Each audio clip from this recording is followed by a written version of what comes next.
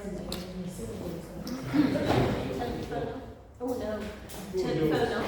Yes. It will be confiscated. Perhaps we should tap them all over. Yeah, we should have them all over. Okay, good evening, ladies and gentlemen. Good evening. As some of you know, I'm James Heather. Yeah. First things first, am I speaking too fast for you? Secondly, can everyone hear me? Yes. Mm. No. I had a traumatic brain injury 21 years ago. So yes, this is I'm going to speak for the next 30 minutes. I say 30 minutes, but for you, my wonderful audience, it might feel like an hour 45. I've learned many things the hard way, as you're about to find out. But one major thing, but I'll come to that. Do you think you're invincible?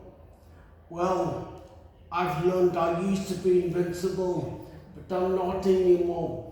But that's a slightly strange thing. Well, everyone thinks I'm drunk all the time, so no one asks me to do anything. I'm just invincible in a different way. But that's how I was previously falsely invincible. I thought I had everything. I did have everything. 20 years ago, I had a great job, wonderful supportive friends and family, and a vibrant social life, and a gorgeous girlfriend was also a very bright woman. I was a pilot for British Airways. From now on, I refer to British Airways as BA.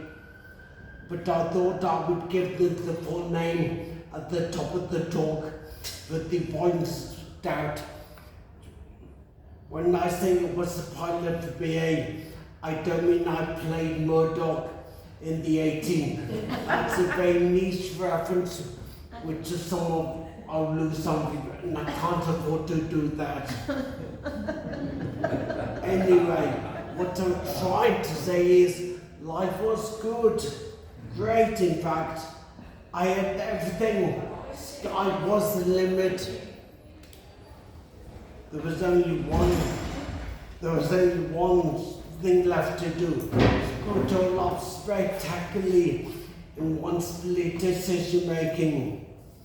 But life clearly was too good. On December the 28th, 2002, I flew to Paris with my BA crew. We weren't due to fly out to Ghent the following afternoon. So we planned to go out for dinner. Myself, another pilot friend, and 2 female cabin crew. Sounds good, doesn't it? For young, professional, dashing, less known words, beautiful people. Going out for an evening in Paris at Christmas time. Sophisticated and sexy, but you're thinking, sounds like the premise for a romantic comedy. Well, don't get your hopes up. The hotel I was staying in had the big circular stakes around the walls. We'd had a couple of glasses of fizz in one of our rooms before going out. We were on good form. I would have said we were in high spirits, but as it turns out, that would be deeply inappropriate to say. Anyway, I thought I would impress the girls by athletically leaping over the banister, thinking I was just half a floor. Spoiler alert, I wasn't. I was 2 floors up. I fell 18 feet onto the marble floor underneath and crushed my scalp. I broke several ribs at my elbow and suffered catastrophic damage to my brain when my head hit the floor and my skull fractured. I know what you're thinking, that's not very amusing. And strange, you're right, even now 21 years later, I do find it quite hard to find the funny here. The best thing I can say about my immediate situation is that I wasn't conscious.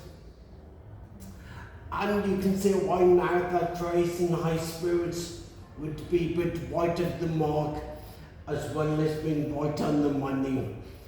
The sky was the limit, and now the ground was the limit, or actually the marble floor at the Paris Hotel, and it was a hard limit. I was very lucky. I bet you weren't expecting those to be my next words, but I was. Though I was happiness, turned out to be a qualified nurse as well. She took immediate and capable control of the situation.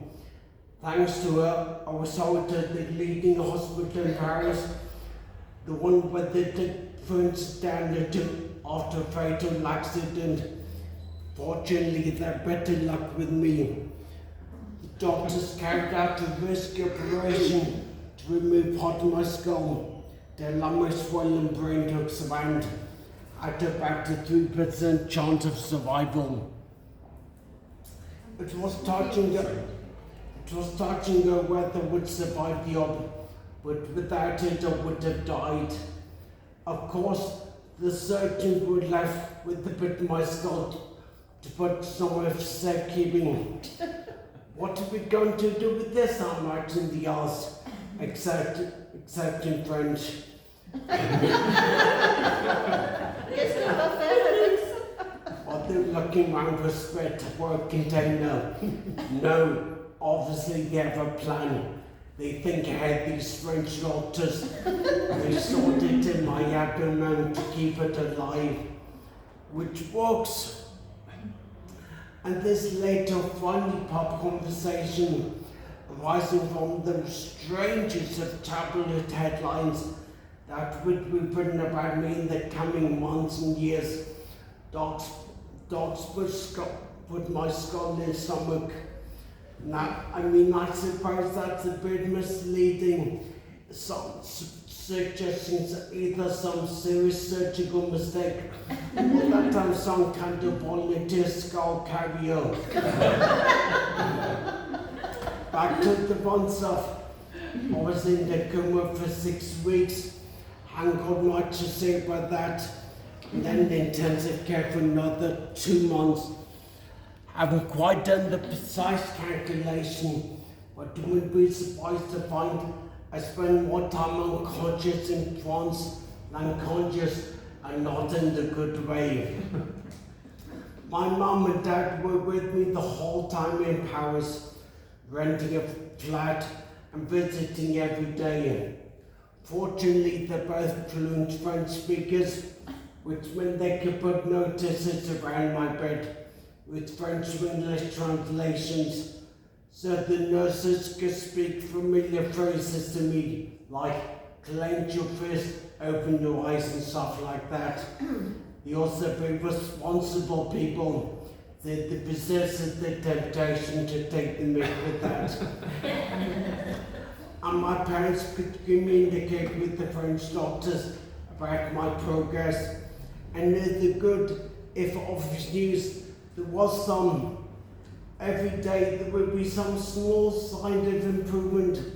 One less stupid touch, a leg movement, a smile, a squeeze of the hand. Communication was the most frustrating thing in Paris. I couldn't speak since I had a tube inserted into my throat. I had a tracheostomy. To be fair, if I could have spoken, the thing would be most likely to say was, gosh, I'm glad I'm still breathing. And my muscle coordination wasn't any good enough for me to write anything down. To express my thoughts, I had to punctuate the alphabet held up by my parents. Once my condition had improved, the doctors remembered to put the bit of skull back in my head. I just picture one of the surgeons brushing teeth in the morning saying, "Circle le bleu, la tête de pilote, je vais play." They're just kidding, they know exactly what they're doing. and I was flying back to London. It was really good to hear the captain announce that they dispatched a passenger aboard and just directed the back of the aircraft. There was a shortage of beds in London for someone in my condition. In fact, there was one, well, only one in the trauma unit of the Charing Cross Hospital. If someone else had been severely injured in London, one day home, for Paris, they would have been taken and they would have just been stuck. The shortage of resources to meet the brain injury patients was a bit of a recurring issue during my recovery and rehabilitation. By comparison, the hospital in Paris had over 40 beds in the ICU and more than double that in the rehab unit. Rather than go all private on you, I'll just leave that with you. I spent 3 months in the Charing Cross Hospital as my brain and body slowly recovered. I found out to relearn virtually everything. All conventional physical movements, eating, about 3 years, speaking, still improving, conversation outside, 14 years, starting random conversation, 16 years, clapping, 8 years, spreading butter, 12 years, doing a button, still ongoing. Improvisation, well, I started that about a year ago, so we'll see how it goes. All the tiny things that make you to be a functioning adult. Not kissing the up and top, I'm so good at kissing. Although the physio nurses were excellent, the time was of course limited. So I sadly only get sessions with them 2 or 3 times a week. Much more than needed. So again, I want to say thank you to my parents who relocated to London and spent time with me every day over 9 months, working with me to speed up my recovery. For most brain injured people, progress is initially agonizingly slow, then speeds up as the mind and body recover from the trauma, eventually plateauing in the long term. To achieve maximum progress before flattening out, a consistently high level of physio and rehab support is crucial during the key early middle stages. Once I eventually progressed to wheelchair, what I did with natural release as a born pilot, I got transferred to the rehab unit at Northern Park Hospital near Harrow. I spent the next 6 months. The physio program is now much more intensive, but still limited. My parents have moved down to Chester and were staying in my Fulham flat and not paying the rent. My mum and dad worked daily with me to improve my muscle and strength coordination. Things like trying to throw and catch a ball with my teeth. The catching was good, but the throwing was a bit trickier. I'm of course kidding. But truly, this was exhausting but vital to my future life. She didn't reveal it to me later, but doctor told my mum I'd never walk or talk again, or hop, or break dance, or win the Tour de France. I didn't accept it. They were probably a bit more of a tall order.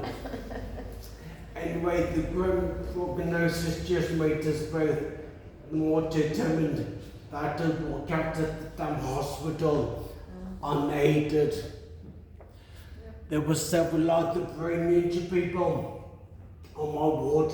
One was a very sad case, knocked down by a hit-and-run driver, which was bitterly ironic since he was the stuntman who worked on the latest James Bond movie. But while he was in hospital with me, he got nominated for an Oscar Yes. and invited to the ceremony in Hollywood. So this, so where there's so much wonderful things can happen even in rehab. After a couple of months, I was able to move around a bit shakily. My balance and coordination was allowed to pretty low ebb.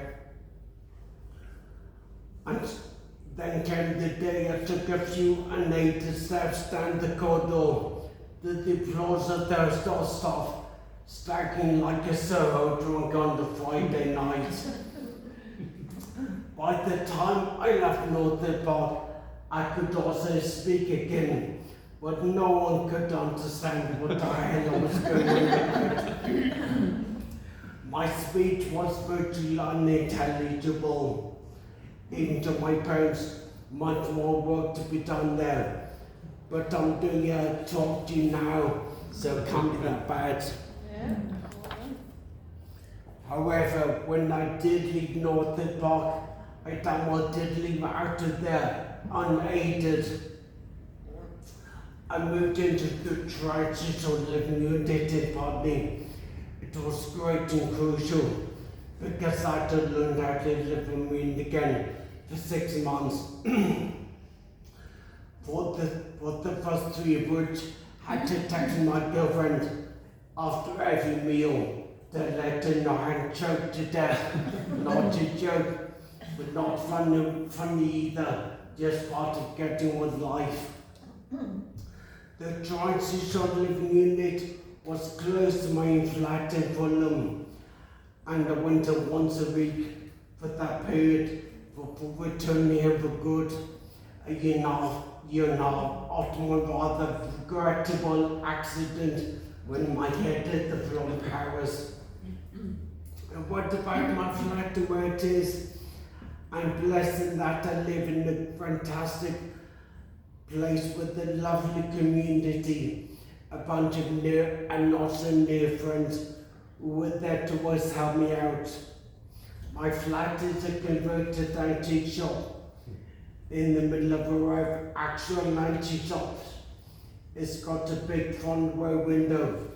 At least I had it divided into narrow windows and also Venetian blinds. But sometimes I forget to close them. So on the Saturday to Sunday morning, get people peering into my flat, doing what the hell it is I sell. The local council funded and provided my continued physical support.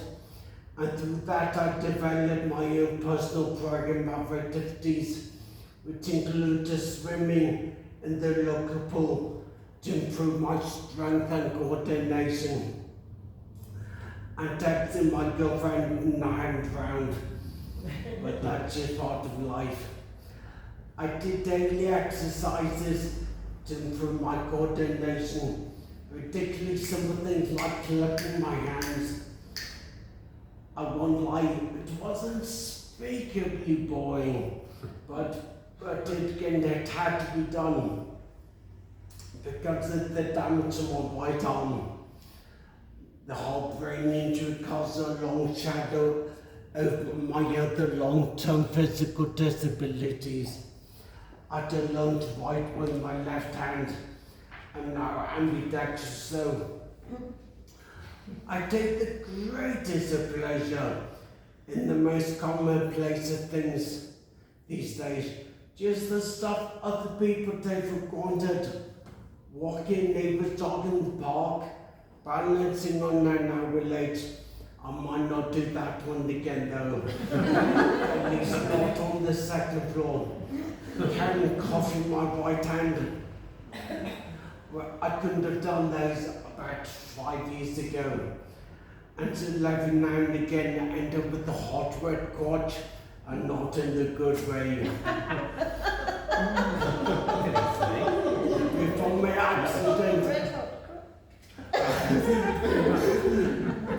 accident, I was an adrenaline junkie. And newsflash, I still am. In the past few years, I've crewed a tour ship's race learned to ski and scuba dive, and even piloted a plane. Anyone can do these activities.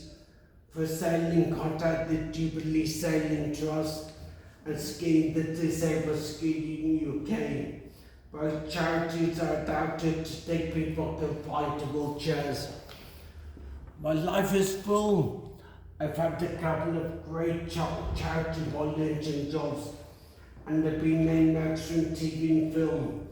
360 hours in 10 years. And the film is maybe being based on my books. So if there's any finances in the audience. My flatmate, who pretends to know about the sort of thing, had to read the script and said it made him cry and laugh. And that is basically dynamite. Oh, here's a funny one. A few years ago, I checked for Channel 4 the Indatables. And they did a bit of provision for me, but eventually knocked me back, and the feedback was, "So James, you're just too damn dateable." I have no memory of the tremendous lead-ups in the novel, or the many months that came after. My brain has quite rightly blocked it out. A lot of what I told you today is bizarrely second-hand information. I've been told I haven't altered the fact. What happened to me, what I did, was a tragic, life-changing event. And that's not the controversial bit. That is, I'm genuinely quite glad it happened. There we go. Because it happened, I found out what others never will. That the different ways to live life made me a more positive person. It limited, yet it limited me. When other people are stressing out about things, I remain calm, content, and positive, and generally optimistic, and I'm sure I always will be. My baseline is, I'm alive, and life living is good. I'm still making friends. I enjoy socializing. Because I already sound like a drunk, not great on the busy pub on the Friday night. But hey, I prefer the quiet pace of life these days. And I'm 48, and nobody likes a busy pub at 48. I'd like to have a good, quiet conversation with one of my friends, also on you. My outlook is simple. Don't stress. Live life, the one you've been given or the one you've got in exchange. And to the full, because you don't know when it may be taken away from you at any time.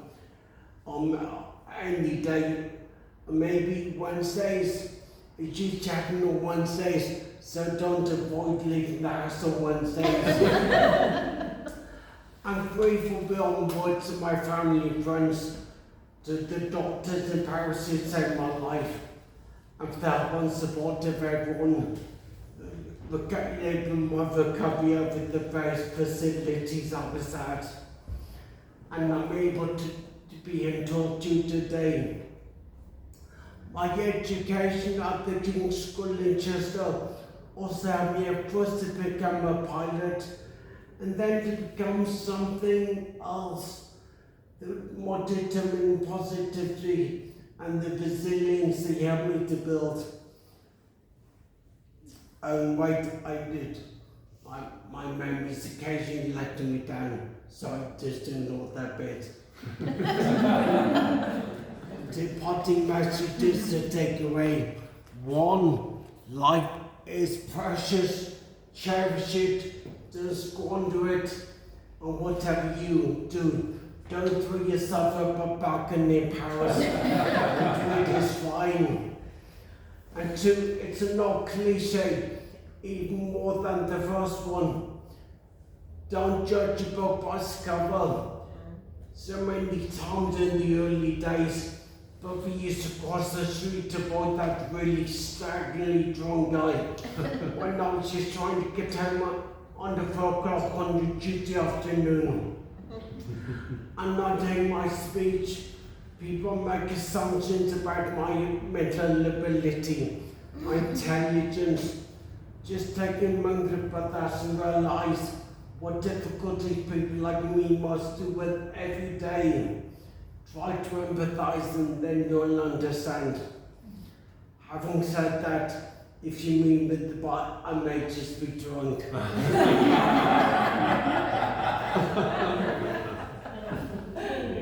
And please don't finish my sentences for me.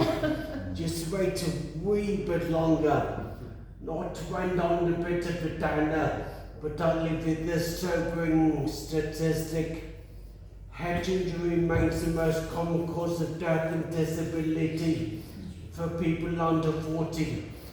160,000 brain injuries occur each year, and there are presently 1.3 million people in this country with a chronic disability resulting from these injuries.